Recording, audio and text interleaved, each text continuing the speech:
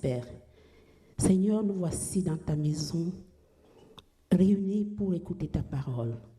Père, nous cherchons ta face. Nous te supplions, Père, de chasser de nous tout esprit de distraction et de donner qu'on se concentre à ce texte qui va être lu, à cette prédication qui va nous être dite, et surtout, Seigneur, qu'on en ressorte enrichi et qu'on puisse appliquer ta parole dans nos vies. Père trois fois saint, nous savons que nous sommes des élus et c'est pour ça que nous te disons Amen et Alléluia. Amen. Nous lisons dans Samuel 1, 16, du verset 1 au verset 13. Là, il est écrit, l'Éternel dit à Samuel, « Quand cesseras-tu de pleurer sur Saul? Je l'ai rejeté afin qu'il ne règne plus sur Israël. Remplis ta corne d'huile et va. Je t'enverrai chez Isaïe, Béthlémite, car j'ai vu parmi ses fils celui que je désire pour roi. » Samuel dit, « Comment irai-je? Saul l'apprendra et il me tuera. » Et l'Éternel dit, « Tu amèneras avec toi une génisse et tu diras, « Je viens pour offrir un sacrifice à l'Éternel. » Tu inviteras Isaïe au sacrifice. Je te ferai connaître ce que tu dois faire et tu oindras pour moi celui que je te dirai. » Samuel fit ce que l'Éternel avait dit et il alla à Bethléem. Les anciens de la ville accoururent effrayés au-devant de lui et dirent, « Ton arrivée annonce-t-elle quelque chose d'heureux? » Il répondit, « Oui, je viens pour offrir un sacrifice à l'Éternel. Sanctifiez-vous et venez avec moi au sacrifice. » Il fit aussi sanctifier Isaïe et ses fils et il les invita au sacrifice. Lorsqu'ils entrèrent, il se dit, en voyant Eliab, « Certainement, loin de l'Éternel est ici devant lui. » Et l'Éternel dit à Samuel, « Ne prends point garde à son apparence et à la hauteur de sa taille, car je l'ai rejeté. » L'Éternel ne considère pas ce que l'homme considère. L'homme regarde à ce qui frappe les yeux, mais l'Éternel regarde au cœur. Isaïe appela Abinadab et le fit passer devant Samuel. Et Samuel dit, « L'Éternel n'a pas non plus choisi celui-ci. » Isaïe fit passer Shama. Et Samuel dit, « L'Éternel n'a pas non plus choisi celui-ci. » Isaïe fit passer 7 fils devant Samuel. Et Samuel dit à Isaïe, « L'Éternel n'a choisi aucun d'eux. » Puis Samuel dit à Isaïe, « Sont cela tous tes fils? » Et il répondit, « Il reste encore le plus jeune, mais il fait paître les brebis. » Alors Samuel dit à Isaïe, « Envoie le chercher, car nous ne nous placerons pas avant qu'il ne soit ici. » Isaïe envoya chercher.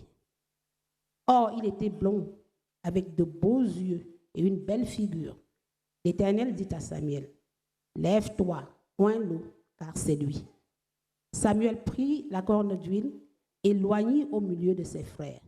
L'Esprit de l'Éternel saisit David. À partir de ce jour, dans la suite, Samuel se leva et s'en alla à Rama. Amen.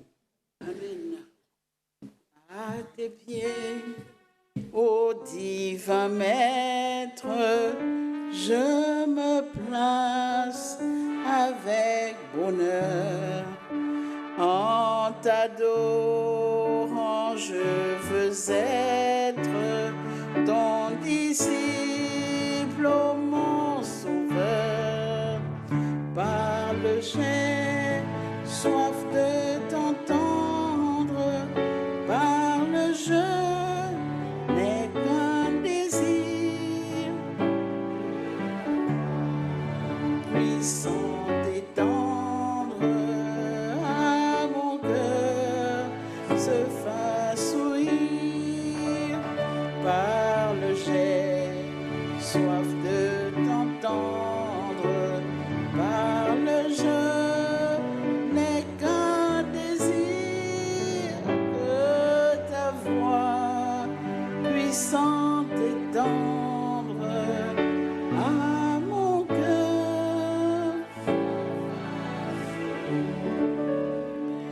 Bien-aimés dans le Seigneur, ce passage nous conduit à un moment très important de l'histoire d'Israël.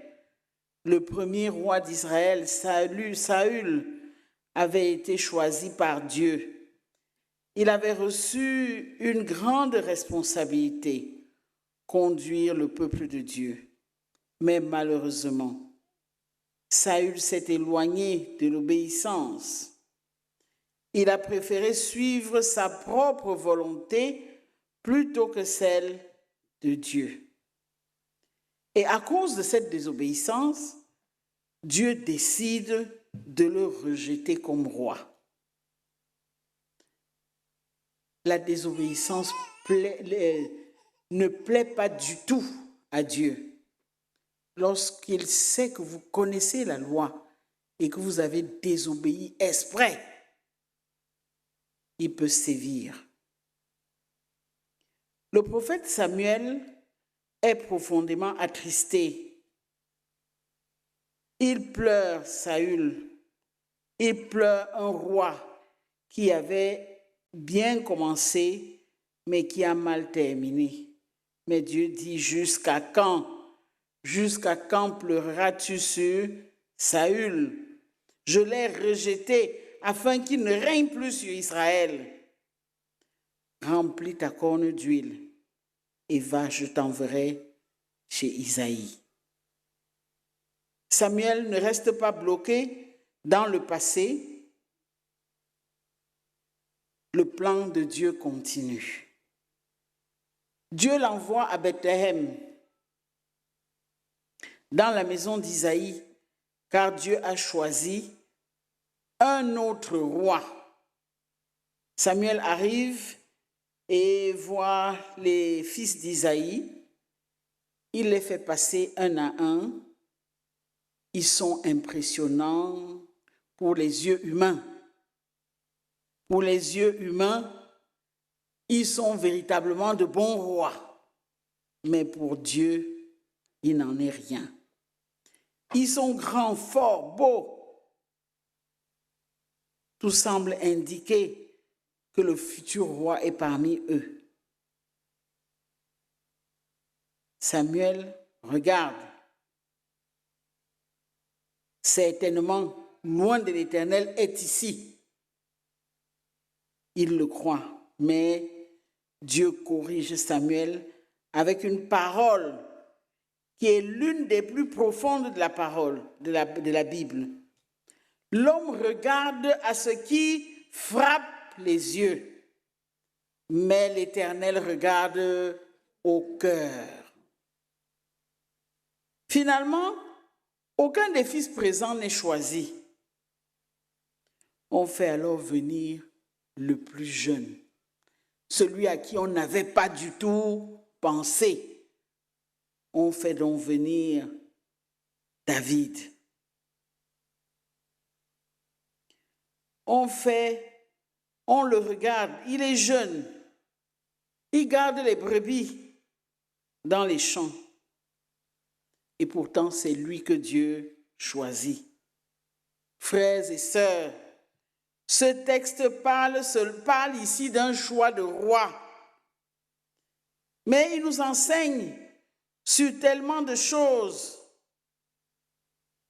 Dieu regarde au cœur et pourtant les hommes regardent à ce qui est apparent. Et cette vérité est importante pour les jeunes, pour les moins jeunes, pour des temps de décision, surtout dans un domaine très sérieux, le choix du conjoint. Lorsqu'il s'agit de choisir un conjoint, certains se fient à leurs yeux. Il faut qu'elle soit très belle, mannequin, qu'elle n'ait aucun kilo de trop. Il faut qu'elle ait la peau qui passe le marché, ainsi de suite, ainsi de suite. Et on aligne, il doit être beau, il doit être charmant, disent les jeunes filles. En plus, il doit avoir du charisme. Et on se demande ce qu'elles appellent charisme. Il doit être élégant, attirant. Mais la parole de Dieu avertit. La grâce est trompeuse et la beauté est vaine. La femme qui craint l'Éternel est celle qui sera louée. Ce n'est pas la plus belle. Ce n'est pas celle qui met 2 cm de make-up avant de sortir. Ce n'est pas celle qui marche comme un mannequin sur les talons et tout. La grâce est trompeuse. La beauté est vaine. La femme qui craint l'Éternel, c'est elle qui sera louée. La beauté attire les regards, mais le caractère soutient la vie. Un mariage dure toute une vie. Et ce qui soutient une vie entière, ça ne peut pas être l'apparence. C'est le cœur.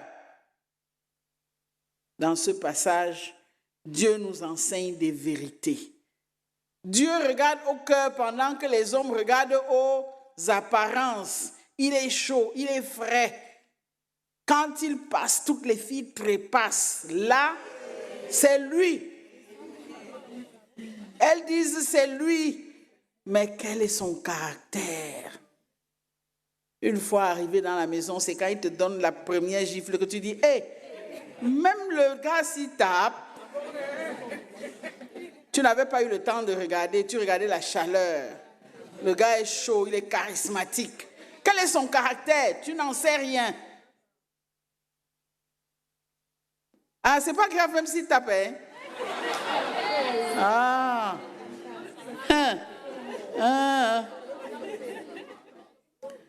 Dieu ne regarde pas à l'apparence, il regarde au cœur. Et lorsque tu veux faire le bon choix, fais comme Dieu.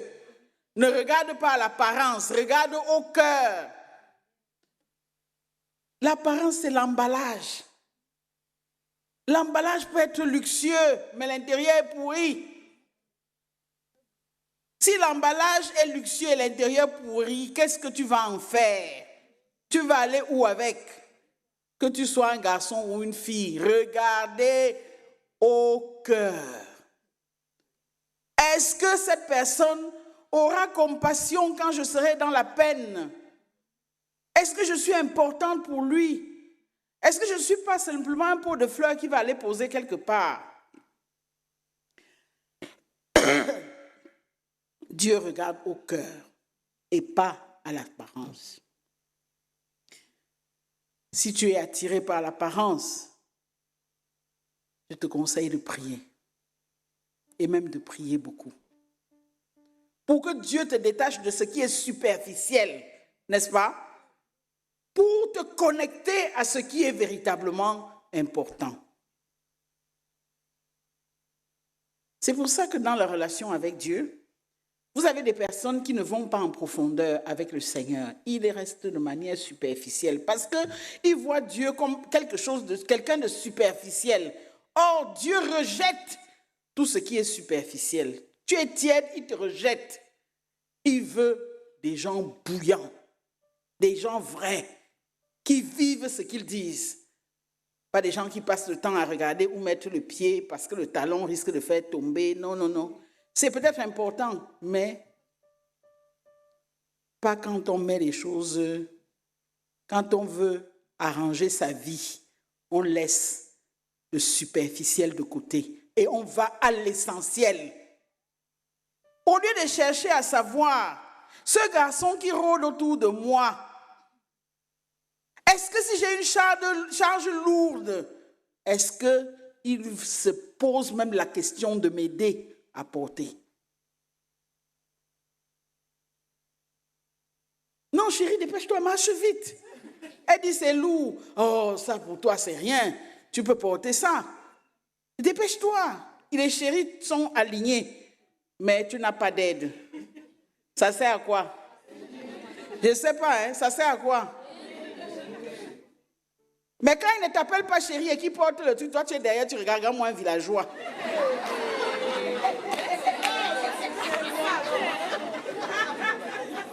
Parce que tu cherches les chéris, mon amour, les ceci et les cela. C'est vide. Fais dans la profondeur. enquête. C'est qui? Il est comment? Comment est-ce qu'il voit les choses? Qu'est-ce qu'il pense de la famille? Est-ce que demain, il ne va pas tout m'abandonner? Parce que dès que tu arrives, on t'abandonne tout. C'est toi qui deviens femme caterpillar, femme forte, femme ceci, femme cela.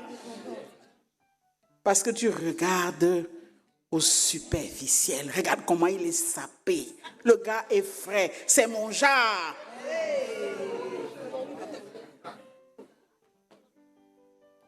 Dieu regarde au cœur. Regarde au cœur. Certains ont cru qu'ils épousaient des anges, tellement elle était belle, délicate et tout. Mais quand tu arrives à la maison, c'est le serpent. Parce que tu n'as pas pris le temps de regarder, tu n'as pas prié, tu n'as pas demandé à Dieu de te montrer qui c'est. Tu as passé le temps, Seigneur, merci, action de grâce. Il est frais comme j'aime, c'est ce que je voulais. Tu arrives à la maison, les arêtes peuvent te tuer. Dieu regarde au cœur, pas à l'apparence.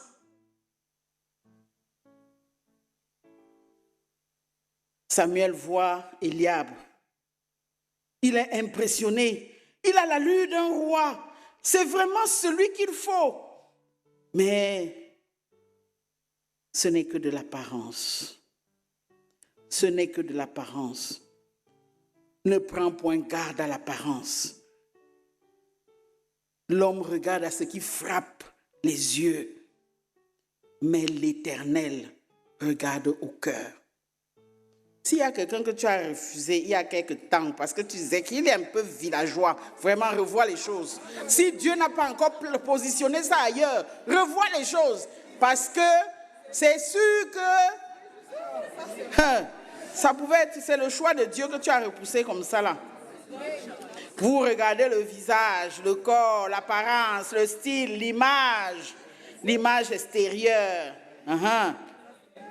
Mais Dieu regarde le caractère, les intentions, la fidélité, l'humilité, la sincérité. Voilà les choses que Dieu regarde. Quelqu'un qui dit A aujourd'hui, demain il peut te dire le même A. Pas que chaque fois qu'il raconte la même histoire, la version change. Ça monte, ça descend, ça monte, ça descend. C'est comme ça aussi que ta vie va monter et descendre. Cette vérité est capitale dans le choix du conjoint, mes enfants. Beaucoup de jeunes commencent une relation simplement parce que les yeux ont été séduits. Nous voulons insister. Elle est belle. Il est très beau. Il a du style. Elle attire les regards. Ce qui attire les yeux ne construit pas forcément une vie. Ce qui attire les yeux ne construit pas forcément une vie.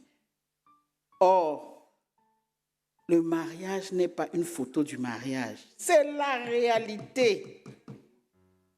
C'est la réalité. C'est une vie à construire. Voilà pourquoi Dieu regarde au cœur. Parce qu'avec le cœur, lorsque vous avez discerné le cœur de quelqu'un, vous n'aurez pas de surprise. Vous aurez des surprises plutôt agréables. Parce qu'il a un cœur que vous avez discerné et que vous savez que ce gars est véritablement bon. Quelqu'un te dit, je ne parle pas à ma mère, je m'en vais l'épouser. C'est à toi qui va parler et à ta mère aussi.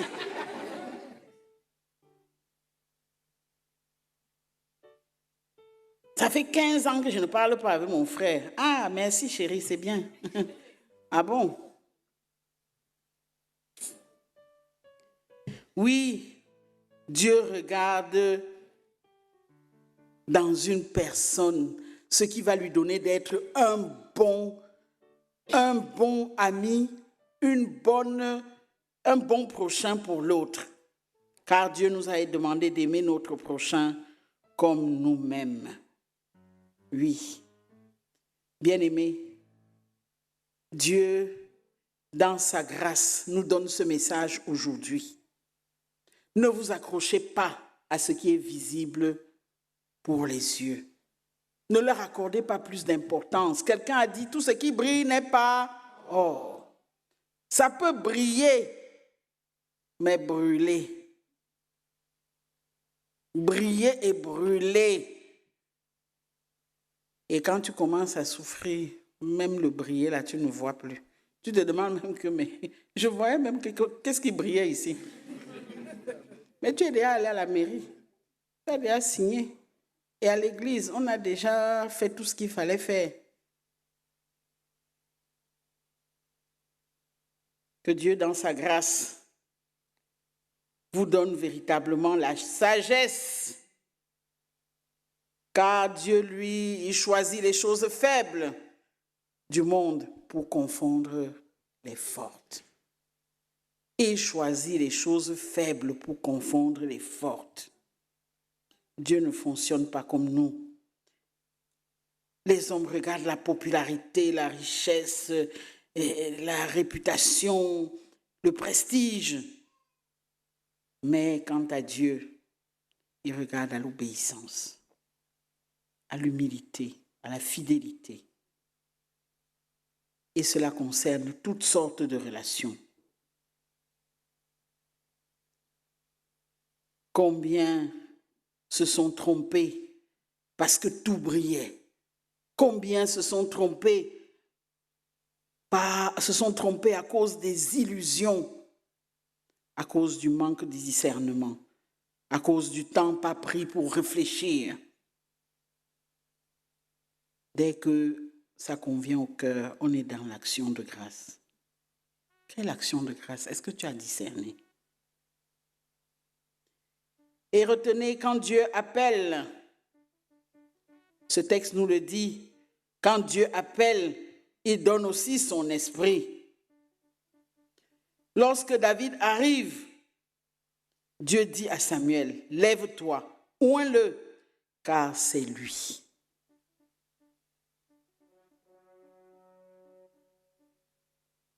Samuel prend la corne d'huile et il oint la tête du nouveau roi, la tête de David. L'Esprit de l'Éternel saisit David à partir de ce jour. David n'était qu'un berger, mais Dieu voyait un roi. Celui-là que tu refuses, aujourd'hui il n'a peut-être pas de travail. Et tu te dis, je pars où avec un chômeur, mais demain il sera un grand entrepreneur. Dieu ne regarde pas seulement ce que tu es aujourd'hui. Il sait ce que tu es aujourd'hui et ce que tu seras demain. Mais vous, parfois, à votre jeune âge, vous voyez déjà quel est l'avenir d'un garçon de 30 ans qui vient vers vous. Quel mensonge! Cela n'est pas possible. Personne ne peut dire l'avenir d'un jeune qui a 30 ans en disant parce qu'il a fait des études parce qu'il n'a pas fait d'études, il sera ceci ou il sera cela. Ce n'est pas possible. Dieu a fait en sorte que vous choisissiez un époux au moment où vous n'avez aucun élément, en fait. Juste de savoir quel est l'état de son cœur. Cherchez à savoir quel est l'état de son cœur. Le reste est pour les yeux.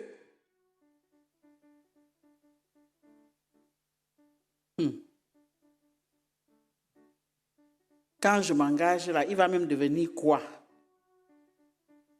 Tu es déjà propriétaire à 30 ans. On ne dit pas que c'est impossible. Même à 20 ans, on peut être propriétaire. Même en naissant, on peut hériter. Mais ce n'est pas parce qu'à 30 ans, on n'est pas propriétaire qu'on ne le sera jamais. Et même, on peut épouser quelqu'un qui ne sera jamais propriétaire et être heureux. Vrai ou vrai? Si son cœur est l'état de son cœur, ce n'est ni la puissance, ni par la force, mais par l'Esprit du Seigneur.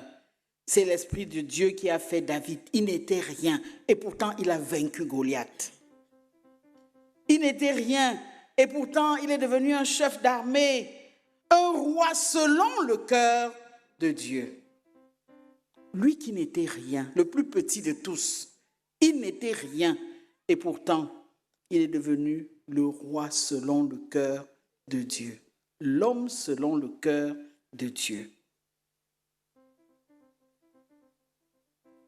Et c'est aussi un principe important. Lorsqu'on s'adresse aux jeunes, on ne peut pas ne pas parler de cet engagement avec quelqu'un pour faire sa vie. Retenez que David n'était rien.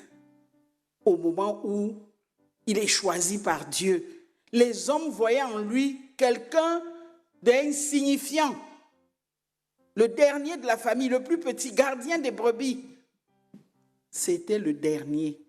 Et pourtant, c'est de lui que nous parlons, non? Parce que son témoignage est resté. Un grand témoignage. Un homme selon le cœur de Dieu. L'Esprit de Dieu. Lorsque l'Esprit de Dieu est sur vous, vous respirez l'amour, la joie, la paix, la patience, la bonté, la fidélité. Tous ces éléments sont importants pour avoir une vie solide. Apprenons à regarder comme Dieu. Regarde le cœur de ceux qui sont là à côté de toi, de ceux qui te tendent la main. Demande à Dieu de te révéler l'état de leur cœur. Et toi-même, soigne l'état de ton cœur.